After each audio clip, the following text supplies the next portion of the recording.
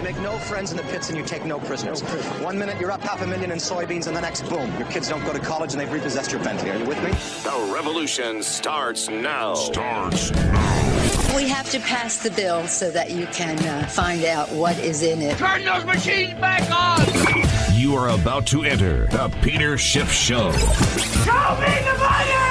If we lose freedom here, there's no place to escape to. This is the last stand on earth. The Peter Schiff Show is on. I don't know when they decided that they wanted to make a virtue out of selfishness. Your money, your stories, your freedom. The Peter Schiff Show.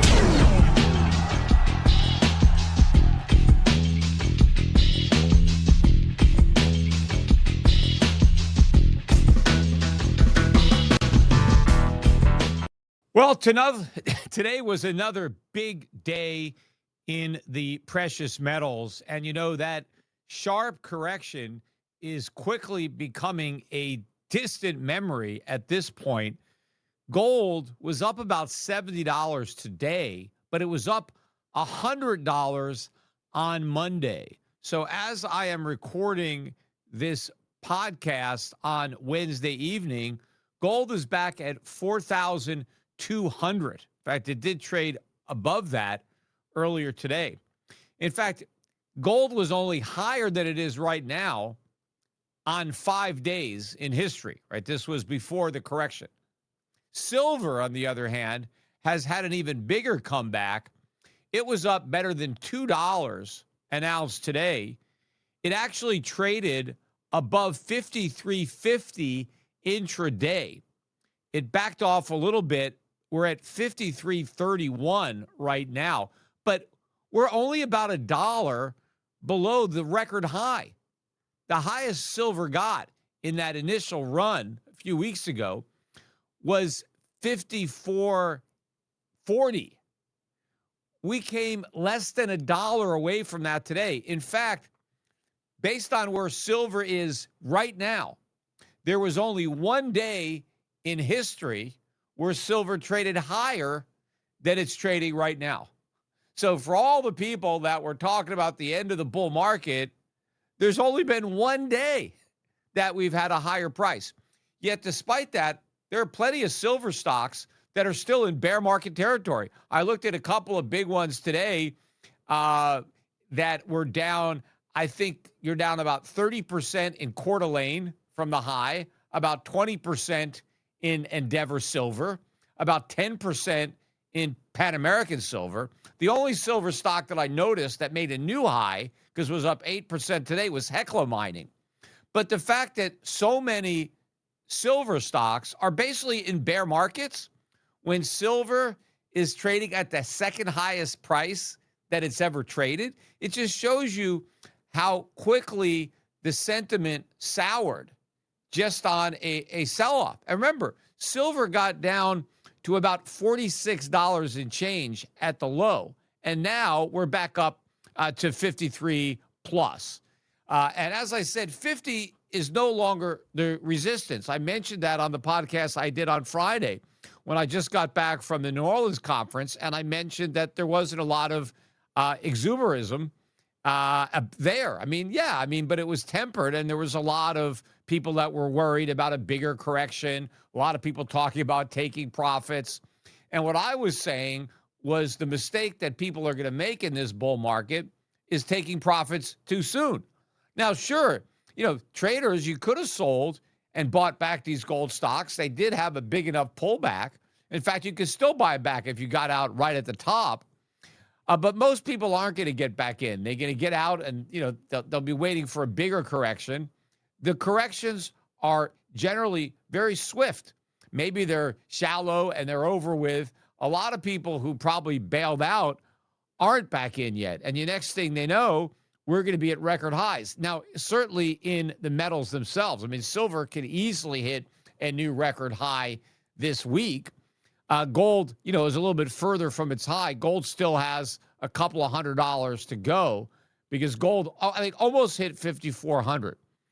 So we need a bigger rally in gold than we do in silver. But they're both likely to make new highs. And I'm going to get into some of the fundamentals because there were a lot of very bullish news items that we were getting in the market. I mean, of course, one of them, I think, is the end of the government shutdown. I mean, I mentioned that on the last podcast that it looked like it was getting likely that the shutdown would end. And by Monday morning, it was pretty much a done deal. And that was really the catalyst for the $100 rise in the price of gold. $100 plus was the end of the government shutdown. Now, a lot of people might have thought intuitively, well, wouldn't that be bad for gold? I mean, wasn't gold going up because the government shutdown was bad for the economy? It was creating uncertainty, and that was benefiting gold. And so that once that uncertainty was behind us, once the government reopened and that was good for the economy, that would hurt gold. That's what a lot of people might have thought. But the opposite happened, because the government reopening isn't bad for gold. It's the government staying open that's bad for gold. Because when the government is open, it's doing bad stuff. It's spending a lot of money. It's borrowing a lot of money. It's printing a lot of money. The problem with the shutdown was we didn't shut down enough government. Maybe if we shut down a lot more government, that might have been bad for gold.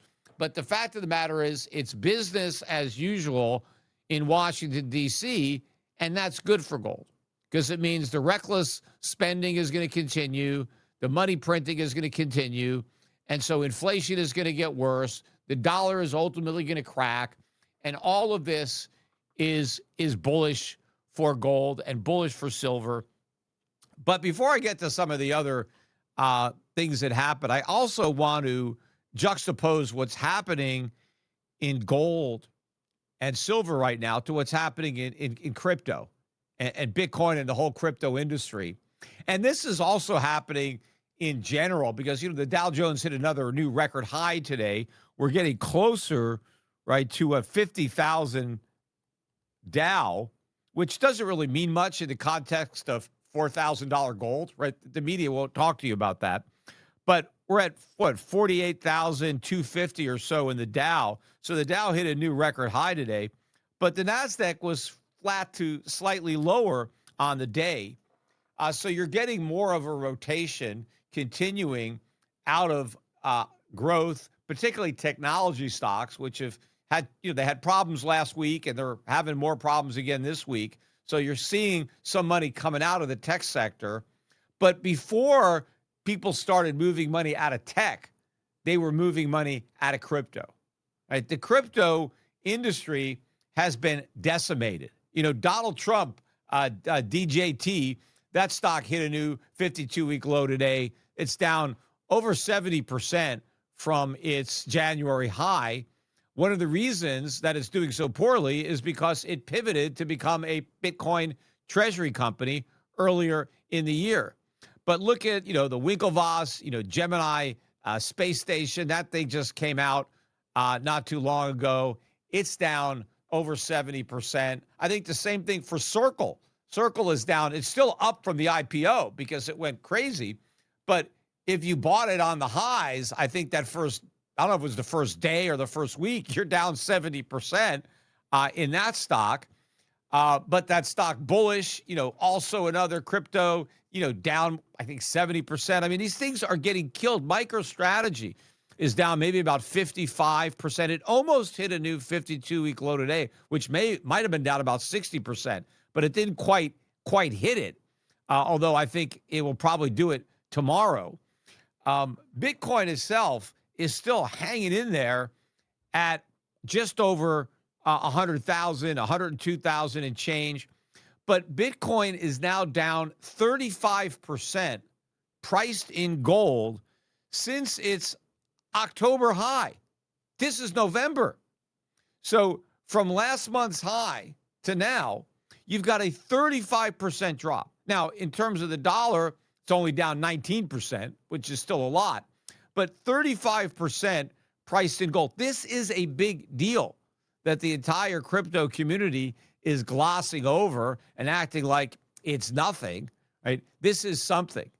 And I think people are ignoring this at their own financial peril. But I think what's a bigger indicator is what's happening to the whole crypto industry and all these crypto stocks, whether it's exchanges or the Bitcoin Treasury Fund stocks or the Ethereum Treasury or whatever, anything that is now connected in any way to crypto is getting killed.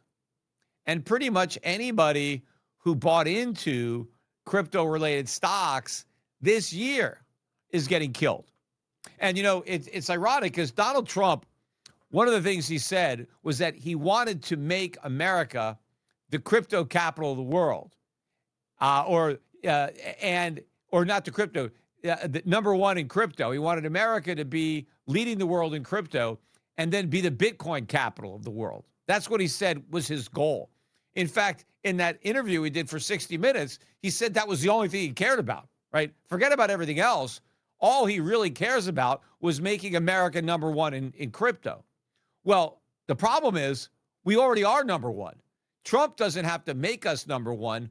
We are number one, right? More than half the people who own Bitcoin live in America, right? We're dominating crypto. We are the Bitcoin capital of the world. But soon we're going to be the laughing stock of the world. The last thing you want to be is number one in crypto, because the crypto bubble is deflating. There's a lot more air that's going to come out of this thing. But the country that leads in crypto is the country that's got the most to lose when the bubble pops. So because we're the leader in crypto, we're going to be the leader in economic damage done from the bursting of this bubble. Right? There's going to be significant implications for the U.S. economy, which is also good for gold, because all of the losses and the malinvestments that are going to be exposed are going to help gold. And of course, a lot of people that work in the crypto industry are going to be out of work. So unemployment's going to go up. A lot of things are going to happen negative. I don't know if it's as big, or maybe it is bigger than the bursting of the dot-com bubble. But, you know, if the AI bubble bursts and the crypto bubble, I mean, that's going to dwarf the dot-com bubble. But I do think that the crypto bubble is bigger than the dot-com bubble all by itself. And we did get into a recession when the dot-com bubble popped, although we also had the September 11th, terrorist attacks. But I think we're already in recession. So I think that, you know, all the job losses and investment losses. And remember, you know, people are going to react to this reverse wealth effect, because I think if Bitcoin cracks this 100,000, I know it got below it last week, got to 99, but, you know, they were able to circle the wagons and prop it up. But I think that if we crack and we really make a big drop in Bitcoin, I mean, even at like 50,000, which is still a really high price, you know, for nothing. But, you know, I think the losses are going to be substantial. And of course, if Bitcoin goes to 50,000, a lot of these stocks that are down 70% are going to be down 95%. And of course, some of them are going to be down 100% because they're going to go bankrupt. And I think a lot of these Bitcoin treasury companies that bought up a lot of Bitcoin are going to be selling the Bitcoin they bought at big losses. But when all these Bitcoin buyers turn into Bitcoin sellers, right, look out the way. And of course, the biggest seller of them all will be MicroStrategies. Now, I don't know how long Saylor can probably hold out more than most, but eventually he's going to be selling Bitcoin. But this is a key thing to look at, what's going on. And I know for those of you who watch my podcast and, yeah, you know, I've been saying this, I've been saying this. Yeah, I know. Bitcoin's gone up a lot. But over the past 4 years, it hasn't. So sure, yes, I dismissed this thing 10 years ago, and you know I didn't get in on it. And yes, I missed out on the opportunity to make a lot of money speculating on a Bitcoin bubble forming. But over the last 4 years, since Bitcoin hit 69,000 in 2021, people are better off in the investments that I have been recommending as opposed to Bitcoin. And meanwhile, Bitcoin is a lot farther below its highs than anything I've recommended. I mean, look at where gold and silver are. They're right near their highs. Bitcoin is far from its high. So there are a lot of people that now have big losses who bought in, and especially if they bought into these crypto-related stocks, because they've done a lot worse than Bitcoin. Whereas, gold stocks have done great over the last couple of years. So people who bought gold stocks are way ahead of people who bought these crypto stocks over the last 4 years, right? I don't know what, there weren't that many crypto stocks to buy, 10 years ago. There were just the tokens. But people need to wake up and smell the tulips here and realize that this trade is over, right? All the big money has been made in crypto. Now the key is to get out. That's what they're trying to do. That's what all this stuff was about. That's why they needed Trump in office. They needed the U.S. government to pump this thing up so they could dump. That's what's been going on. And so if you're watching the podcast and you still are hodling some Bitcoin, get out. It's above 100,000. You'll thank me later. Get out. But don't just get out and go to fiat. You don't have to do that. Buy some real gold and silver, right? Go to Shift Gold. Go there tonight. You can, when you check out, you could check out and use a BitPay. BitPay is the company. One of the first companies, Shift Gold, one of the first companies to partner with BitPay, right? And you could go on one transaction, one simple thing. You can buy some gold and silver, buy it now, right? Because it's going to keep on going up, I think, and pay for it with Bitcoin, not with fiat, but with fiat tokens, with your Bitcoin or your Ethereum. I don't think we take Ethereum. You'd have to sell your Ethereum and then send us the cash. But with Bitcoin, we could do it with BitPay. But get out of something that's about to go way down and then get into something real that's going to go up. And, even if you love Bitcoin, buy it back. It's going to go a lot lower, even if it goes higher eventually. Even if it does. I mean, I don't think so, but even if it does, I think it's going a lot lower before it goes higher. I don't think it can go higher until MicroStrategy is flushed out. Until that company is bankrupt and all those Bitcoin are sold, you don't want to be long Bitcoin. And just because Jim Chanos, he had a great short, he shorted MicroStrategy and he bought Bitcoin and he closed it out, right? Because the big premium that MicroStrategy had to Bitcoin is gone. Now it's a small premium, and he didn't think it was worth the risk to stick it out. He just, closed his trade. And people thought, oh, see, that means now it's the bottom. No, it doesn't. He wasn't commenting on that. In fact, he said that he thought MicroStrategy would keep falling, but he would leave that profit to somebody else, that he was content with what he made. And, it's a smart trade. I'm not going to criticize him for closing out a trade with a big gain. But I believe that this is just a sign. The fact that this big premium is gone. Remember what happened with Grayscale Bitcoin Trust when it had a big premium? What was I saying? I told everybody that eventually it would trade at a big discount. And that's exactly what happened. The same thing is going to happen with MicroStrategy. It's not just that the premium is going to go away. MicroStrategy is about to trade for a significant discount to the value of its Bitcoin. Now, normally what it would do, it would go and sell some Bitcoin so it could buy back stock and close the discount. But Saylor will never do that because that would destroy Bitcoin. So it's never going to happen. And now he's going to get desperate in issuing preferred and borrowing money, and it's going to be a death spiral. And so this thing is going to collapse. And so you don't want any part of Bitcoin until he's flushed out. And when he's flushed out, a lot of other people are going to get flushed out. All the people who've been borrowing money against their Bitcoin, they're going to get margin calls. That Bitcoin's going to get dumped. And a lot of the lenders who have been lending against Bitcoin collateral are going to take huge losses because when they dump this Bitcoin into a collapsing market, they're not going to get enough money to cover the loan balance. So this is a crypto financial crisis, and we're knocking right on the door. So get out of Dodge while you can. Go to Shift Gold and buy some gold and silver at shiftgold.com. Got a quick commercial break, so we're coming right back. Lately, it feels like everything costs more than it should. You budget for a home project or a car repair, and the final bill still surprises you. But here's the flip side. 72% of Americans actually overestimate the cost of life insurance. That means most people think protection is more expensive than it really is and end up going without it. Now, I talk a lot about protecting your wealth, but protecting your family starts with making sure they're covered if something happens to you. That's where Policy Genius comes in. Policy Genius isn't an insurance company. It's a marketplace, one that makes it simple to compare policies from America's top insurers and find coverage that fits your needs and your budget. They lay out all your options clearly, the coverage amounts, prices, terms. There's no guesswork, just clarity. With Policy Genius, real users have gotten 20-year, $2 million policies for just $53 a month. Life insurance is a form of financial planning, and Policy Genius is the country's top online marketplace for getting it done. They've earned thousands of 5-star reviews on Google and Trustpilot from people who found the right policy at the right price. Secure your family's future with Policy Genius. Head to policygenius.com/gold to compare life insurance quotes from top companies and see how much you could save. That's policygenius.com/gold.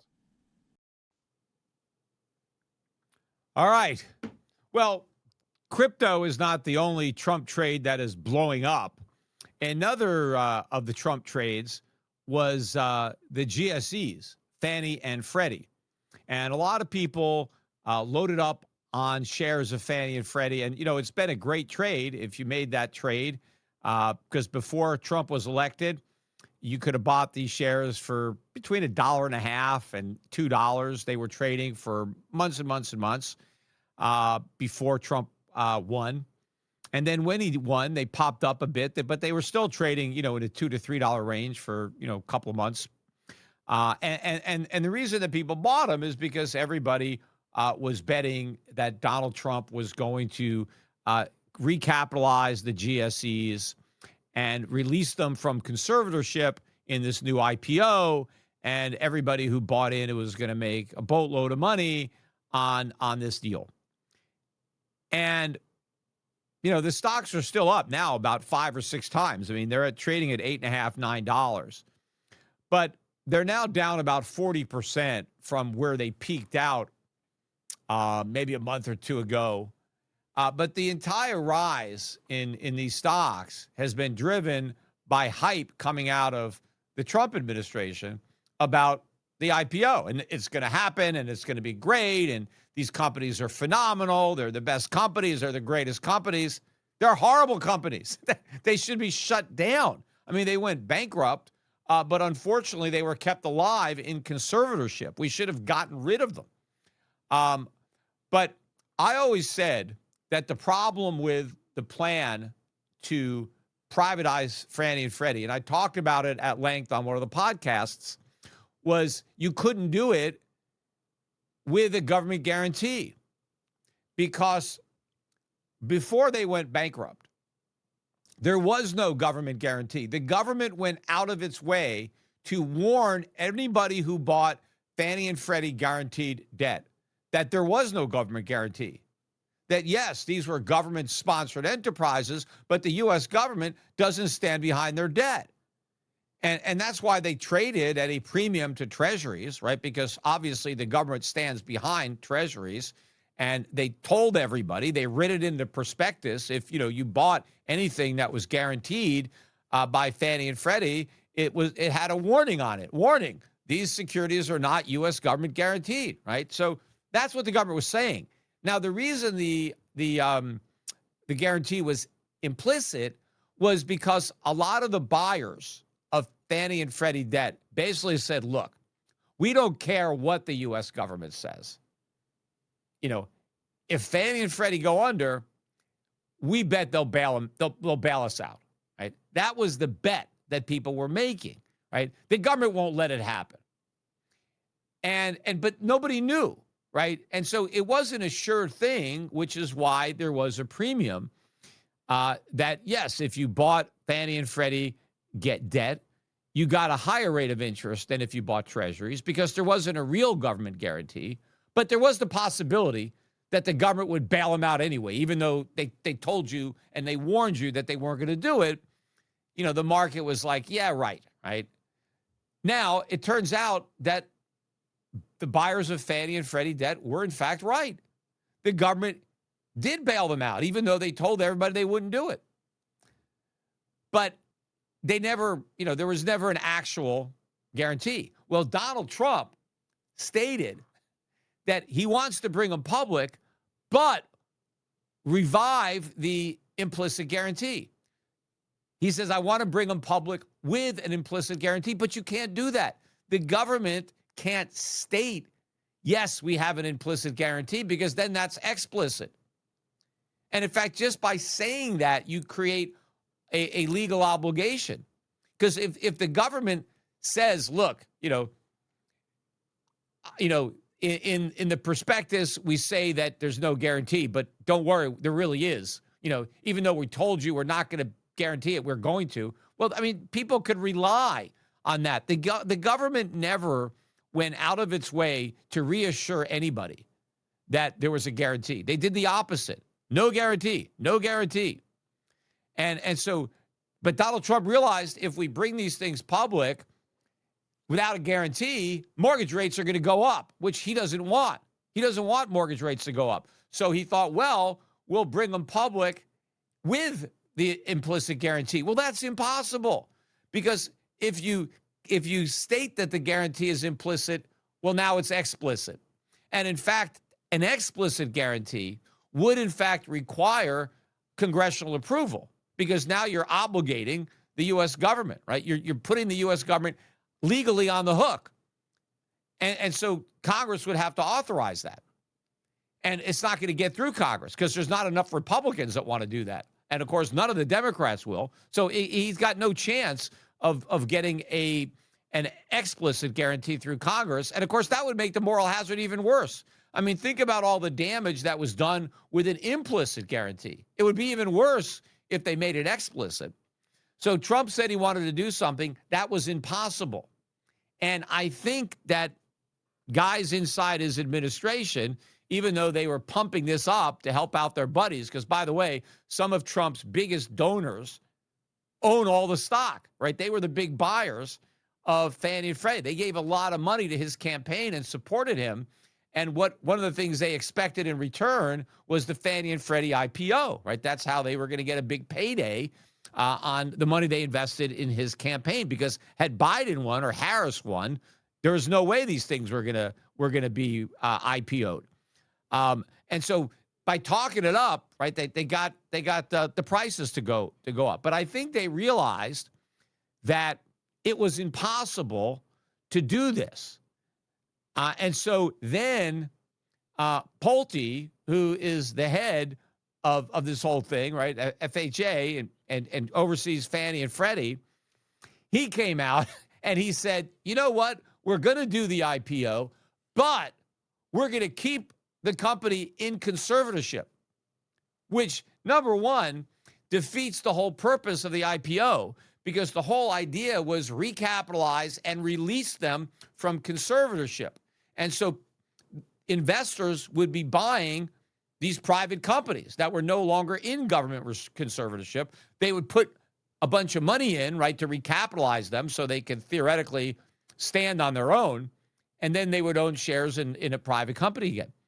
But they're saying, okay, we're going to keep them in receivership and do the IPO anyway. Well, who the hell is going to want to buy stock in a company that's still in receivership where you have 100% government control and you don't get any dividends? They can't even pay any dividends, and they don't even resolve the issue with the senior preferred and all that.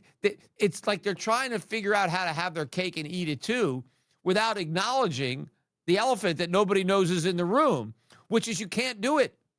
There's no way. Now, the best thing to do is get rid of Fannie and Freddie. They shouldn't exist, and neither should the FHA. They're part of the problem, not part of the solution. But the worst thing you could do with them is bring them back, especially with an explicit guarantee, because then you're back with private profits and socialized losses. So if we're going to make the mistake of having the U.S. government guarantee mortgages, which it should not do, but if we're going to do it, then Fannie and Freddie should stay 100% government owned. Government gets the profit, government gets the loss. That's better than private investors getting the profit, government getting the loss, right? That is the worst, right? That's the worst kind of crony capitalism. So I don't want the government involved at all. But if they're going to be involved, then keep the whole thing as part of the government, right? What they were talking about doing was horrible, but of course it would have enriched a lot of people. But the fact that they're now admitting that they want to take this thing public and not take it out of conservatorship, and they only want to sell like 5% of the stock, I mean, which is a tiny amount. They won't even raise much money. If they do it, it's mainly so Trump can brag about the fact that this thing is supposedly worth so much money, because now he'll have there'll be a publicly traded stock, but it's already trading. You can already see what the government stake is theoretically worth. So I don't even know that you accomplish much. But the whole administration is very worried about the housing market. And given the fact that they're so worried about the housing market, the last thing they want to do is upset a rotten apple cart with an IPO, right? In fact, the data that came out, I think this week or last week, but the average home or the average first-time home buyer is now 40 years old. 40 years old. Now, I think in the late 1990s, it was less than 30, maybe 28 years old. And so it's harder and harder for Americans to afford to buy a home. And so they can't buy one until they're a lot older, right? And so this is very problematic. I mean, if people are trying to start a family in their 30s and they think they need a house, well, they can't afford to buy one. So the government is trying to come up with ways to make home ownership more affordable, right? Now, of course, the obvious solution that only the government could miss is that they need lower home prices, right? That is the solution, right? If something is unaffordable, like housing, how do you improve affordability? Lower the cost, lower the price, right? So one way to do that is to make it cheaper to build homes, because that way we would have an increased supply. Now, a lot of that could be at the state and local level. They have zoning laws and permitting and things like that are beyond the government's control, the federal government. But one thing the federal government could do is get rid of the tariffs on lumber, on steel. These are things that you need to build houses. And Trump has made those things more expensive. So you can't complain about the high cost of homes when you are pursuing policies that increase the cost of building homes. The same thing with his immigration. A lot of the people who worked in construction were here illegally. Now, say what you will about illegal or legal immigration, but if you chase all those people out, who's going to build these homes? Well, now they got to hire maybe legal Americans, and that's going to be more expensive. So the policies that we're pursuing are driving up material costs and driving up labor costs. That makes it more expensive to build homes. So we don't get as big an increase in the supply. And, it's funny when it comes to tariffs, right? Because today, Donald Trump, right? Because coffee prices are at all-time record highs, right? And Donald Trump came out and said, I hear the problem. I see there's a problem with coffee prices, and we're going to do something about it. We're going to lower the tariffs on coffee, right? Trump wants to now lower the tariffs on coffee to help bring down coffee prices. But wait a minute. If lowering tariffs reduces prices, then increasing tariffs must raise prices, right? It has to. But Trump told us that tariffs don't increase prices, that if we put on tariffs, the foreigners are going to pay the tariffs. They're going to eat the tariffs. Well, why aren't the coffee farmers eating our coffee tariffs? Obviously, they're not. If Donald Trump understands that he can lower coffee prices by lowering coffee tariffs, that means he knows that his tariffs are raising prices. And he's been lying to the American public that they're not. And so obviously, if tariffs are raising coffee prices, then tariffs are raising home prices, because you need steel and you need lumber to build these houses. But the other problem with high home prices is excessive credit in the housing market. Because the government is in the business of guaranteeing mortgages. It is easier for people to borrow money to bid up home prices. And because people can borrow money with a government guarantee, lenders are willing to loan people more money with which to buy houses than they otherwise would be willing to loan, absent that government guarantee. So lending standards are a lot lower. And so people are able to borrow more money to buy homes.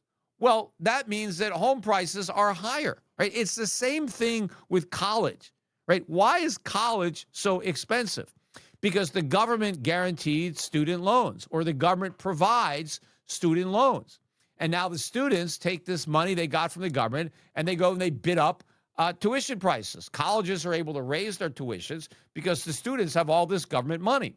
If they didn't have all this government money, they couldn't raise prices that high. The same thing with houses.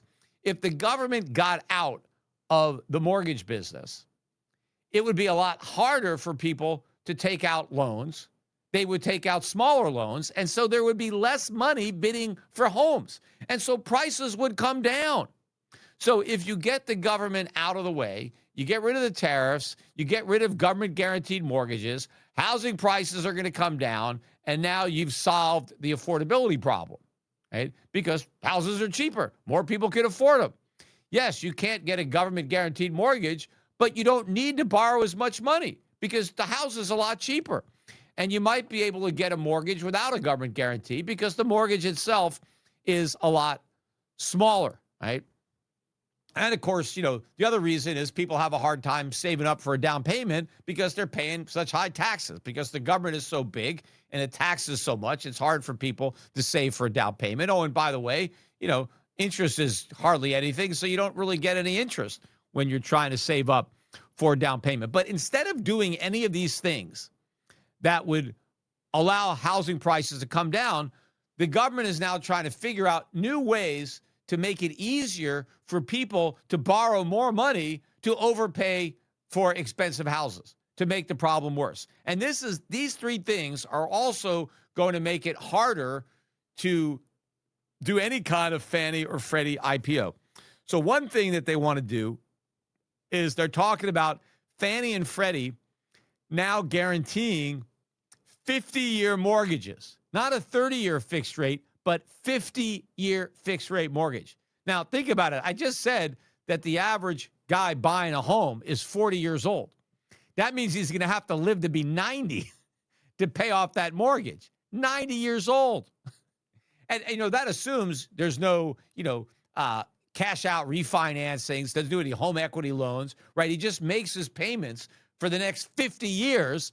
And then when he's 90 years old, if he's still breathing, right, he can tear up his, burn his mortgage. Now, first of all the comparisons, right? When I see how much they say, well, people will, their monthly payments will go down $200 or $300 a month, right? So that'll make it easier. Well, first of all, they always assume that the interest rate is the same on a 50-year mortgage as a 30-year mortgage. It won't. The interest rate will be higher, much higher. Just like the interest rate now, if you go out and get a 15-year fixed, they have those, you'll get a lower interest rate than a 30-year fixed. But if you want a 50-year fixed rate, it's going to be more expensive because the lender is taking 20 more years of risk, 20 more years, that inflation might erode away the principal, higher interest rates, default risk, who knows, right? There's a lot of extra risk. I can't even imagine anybody wanting to loan out money for 50 years. I don't even know why they do it for 30 years, even with the government guarantee. I wouldn't do it. So the comparisons aren't even accurate because their interest rates are going to be higher. So that's going to mean a 50-year mortgage is going to pencil out even worse. But of course, you might as well rent, because if you take out a 50-year mortgage for the first 20 years, 25 years, all you're paying is interest anyway. You're barely touching any principal. So you're just renting your property from the bank. The problem is you're on the hook for all the repairs. You're on the hook for the insurance. You're on the hook for the property taxes. So, you might as well rent from a real landlord, because let him deal with all that stuff. because that's really what you're doing. I mean, you're just pretending to buy the house. Now, yes, if the house happens to go up in value, right? Yeah, you can get a windfall there. But what if it goes down? I mean, you're never going to have any equity. I mean, these are such risky loans. So if they actually did a 50-year mortgage, no one is going to want to issue one without a government guarantee. So that's why another reason that they got to keep Fannie and Freddie in receivership. But another bright idea that they came up with is eliminating the FICO score minimum. And I think maybe Freddie Mac already did that, and Fannie Mae just announced that today or yesterday. They had a minimum FICO score of 620. And now they're eliminating it. So there is no requirement. I mean, you probably don't even have to submit a FICO score. I'm not really sure what they're doing instead of that. You know, they're looking at other metrics, but I think the whole idea is just to allow people with worse credit to buy homes, right? That's what they're trying to do. They're trying to get people into homes that they can't afford by letting people buy homes with a government guarantee. So now Fannie and Freddie are going to be guaranteeing mortgages of even lower credit quality, which makes that government guarantee that much more important to the lender, right? Because if the government is guaranteeing the mortgage, the lenders don't give a shit, right? They don't care, right? Doesn't matter, you know, how much of a deadbeat the borrower is, right? The government is co-signing it. So nobody gives a damn. Who cares about the FICO scores? Who cares if the mortgage payments are 70% of his income? Doesn't matter because the government is guaranteeing it, so I can't lose, right? That's the moral hazard. That's why you don't want the government to guarantee any mortgages. You want the lenders worried about losing money, so they accurately price these loans. And you don't want to encourage people to borrow over their head, that you're not doing them a favor. The free market, you know, when somebody is rejected, when a bank doesn't make a loan, in many cases, they're doing the would-be borrower a favor because banks want to make money. They want to make loans, but they want to get paid back. They don't want to make bad loans. So if a bank decides not to make a loan and, you know, deny itself the profit on that loan, it's because it's worried that there won't be a profit because they're worried that you're not going to pay the loan back. Well, it's a good thing then that you're not getting that money, that you're not, you know, putting yourself into a hole, right? Wait until you can afford a home, then buy one. But the government wants you buying a home even if you can't afford it. And the whole purpose is to keep the home prices up, right? That they want to prevent, because the solution, right, to the affordability problem, lower home prices, creates a financial crisis because there's all these loans, right, that have been made on inflated real estate values. And so that's what nobody wants to have happen. Nobody wants real estate prices to come down because it'll bankrupt a lot of lenders, cause a financial crisis. So in order to prevent the financial crisis, we have to keep real estate prices high. But now we create the affordability problem. So how do we solve that? Well, according to the government, more bad debt. Let's just let more people borrow more money that they can't afford, right, to overpay for houses they can't afford, borrow money they can't really pay back. We'll have the government guarantee it all. So that's another thing. And then the last thing that just happened, this is just today, is they talked about Fannie and Freddie now making their loans, right? Fannie and Freddie guaranteed loans that already exist, right? These loans are already out there, right? Not just new loans, I think, but the loans that already exist. Making these loans retroactively portable and assumable. So basically, this is what that means. So if I own a house and I got a mortgage and somebody wants to buy the house from me, they can buy it and assume my mortgage. So they don't have to go into the market and borrow money, although they probably have to borrow some, and that's going to be part of the problem. Because let's say I have a $600,000 house and I have, you know, a $300,000 mortgage on it. I bought it a while ago, right? So it's gone up. I've got some equity.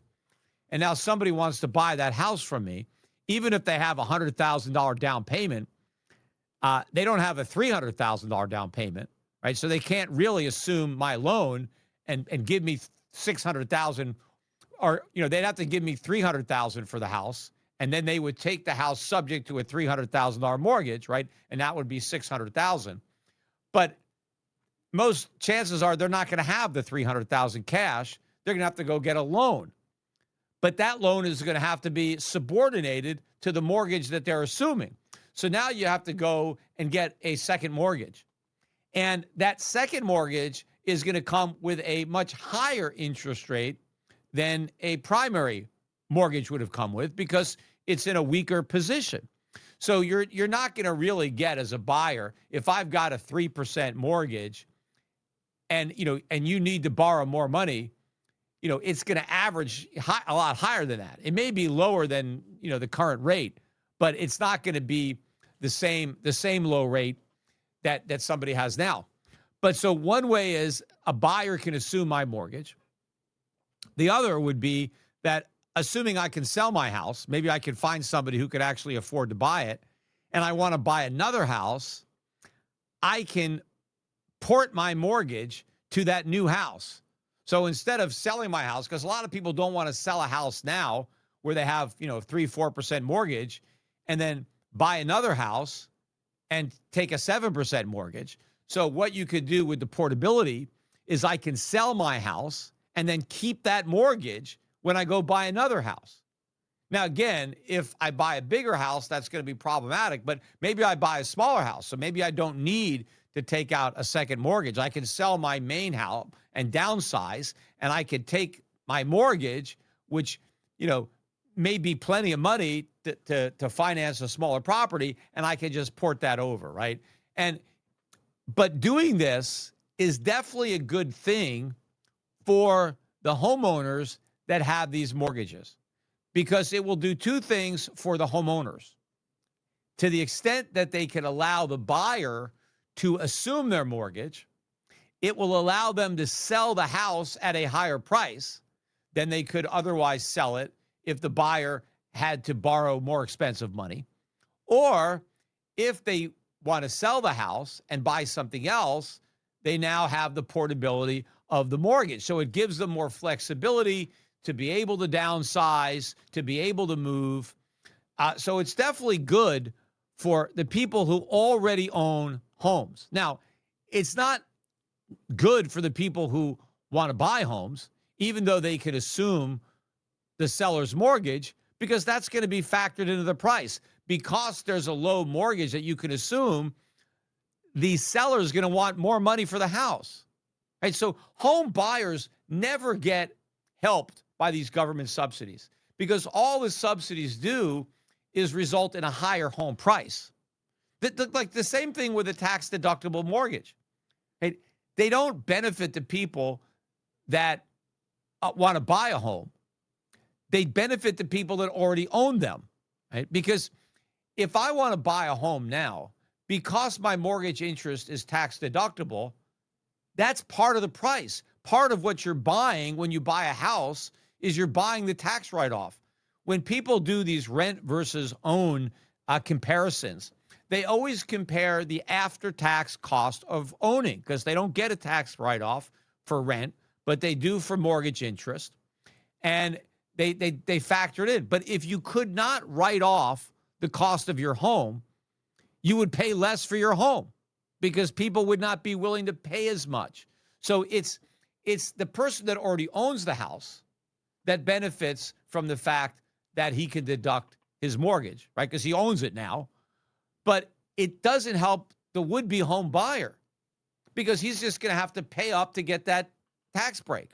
Well, that's the same thing with the portability, right? The portability and the assumability is going to help the people who currently own homes and have mortgages. There's no question that they will be helped. But who will be hurt, right? Nobody asks those questions, right? Because if there's a winner, there is a loser when it comes to loans, right? So now, if you're going to make a mortgage, my mortgage, if I've got a 3% mortgage that's still got maybe 25 years left on it, and I can now move that around, or I can have somebody assume it.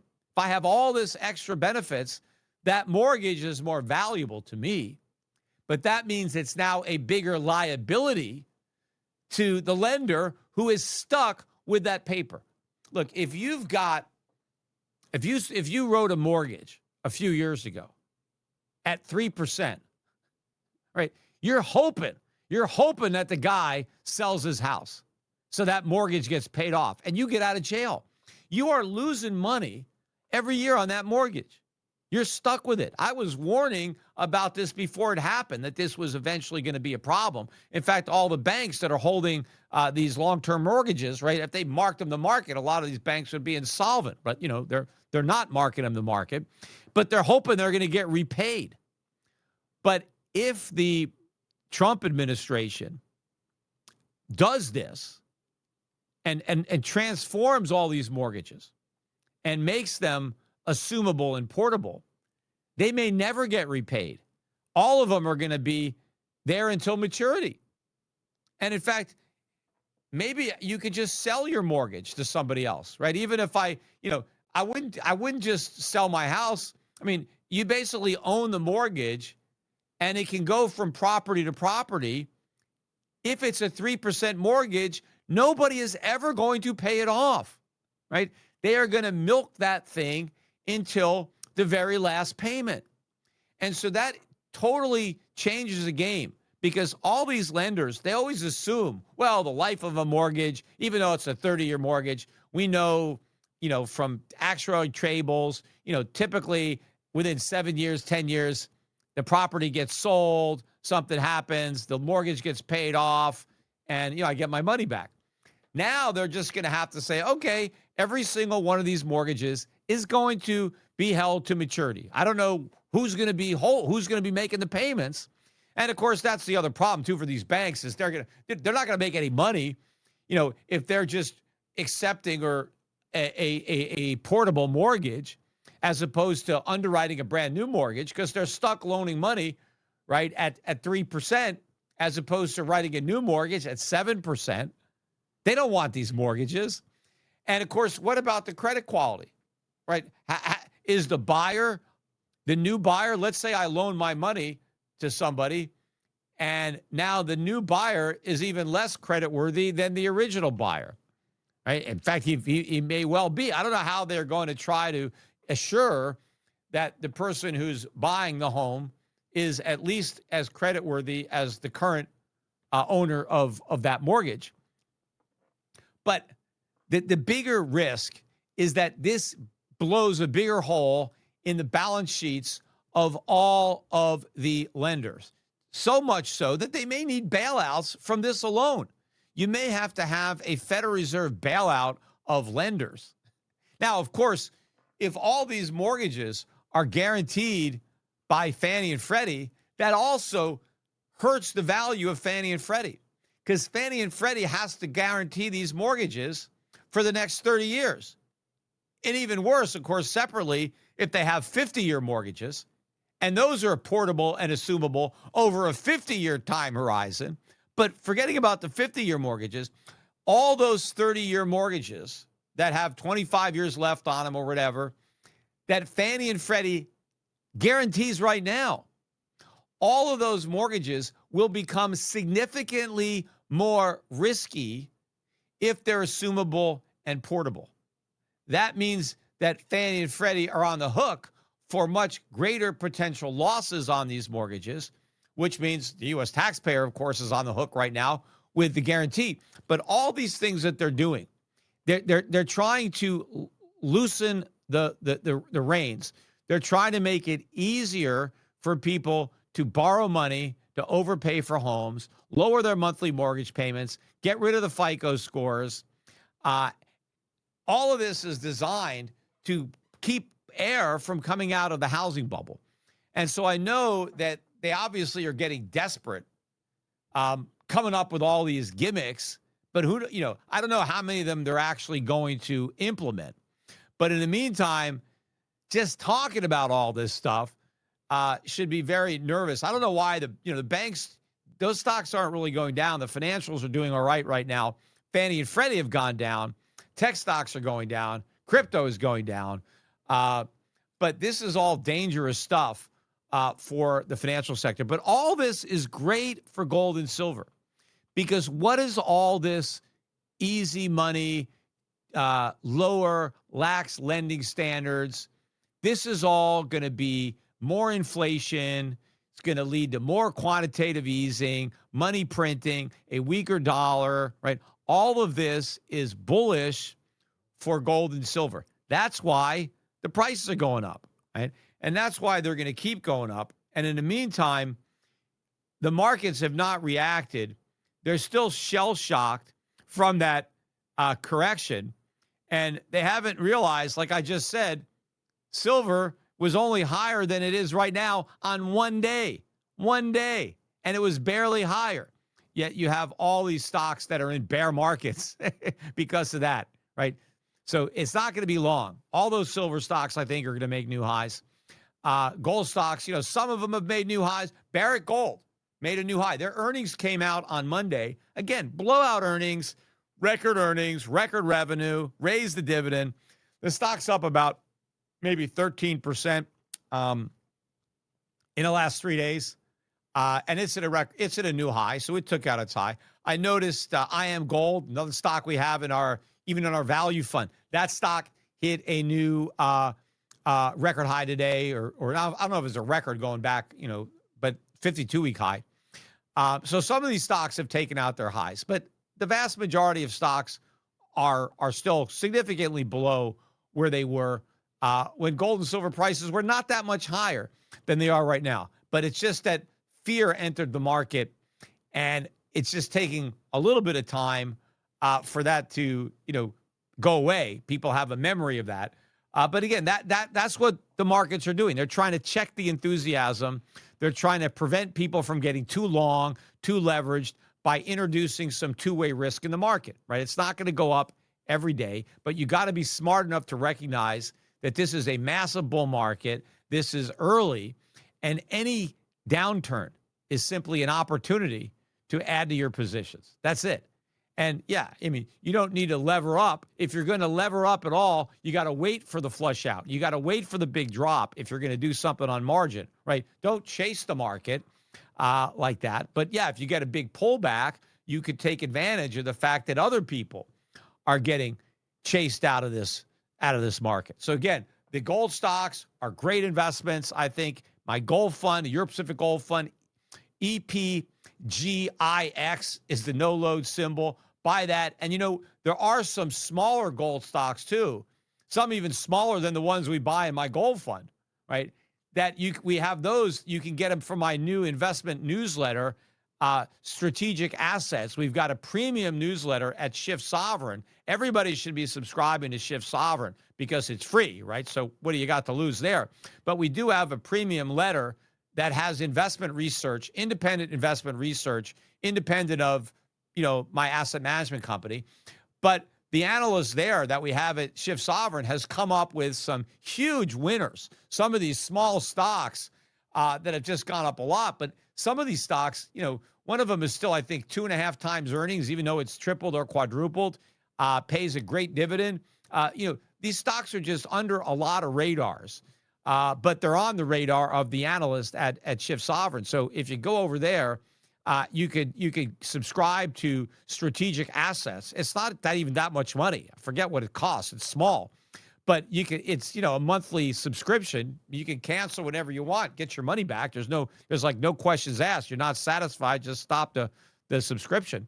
But we're looking specifically in that letter at these type of strategic assets. And it's not just gold, and silver, and platinum, and palladium, uranium, all kinds of resources that are going to be strategic that I think represent good profit opportunities. And a lot of people look, as this spec money, all this hot money comes out of crypto and then it comes out of AI, right? All this stuff, all these bubbles are going to deflate.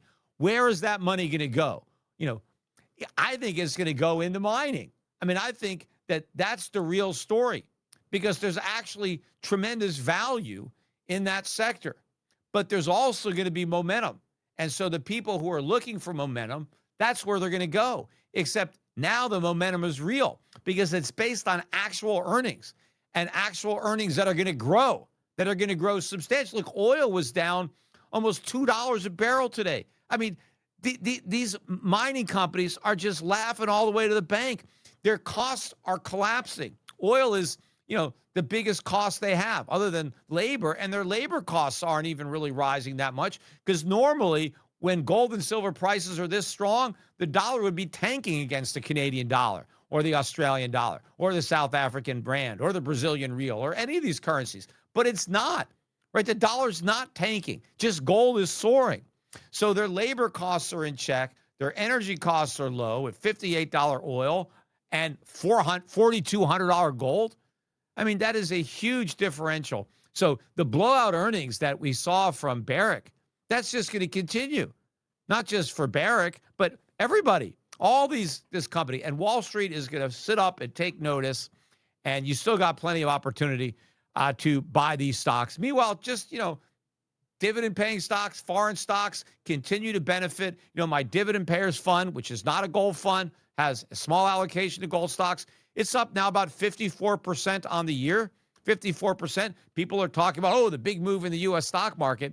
There is a much bigger move in foreign stock markets that hardly anybody is talking about. And again, this is not a one-off thing, in my opinion. This is the first year of many to come. This is a major transition, a huge rotation that is going to start this huge bull market overseas that will spill into the emerging markets. The emerging markets haven't even really caught the bid yet. I think that's going to happen next year, which is why people should be looking at my emerging market fund right now. I think that's the sleeper, EPEGX, I think. But all the symbols are on, you can find them on my website at Europac.com.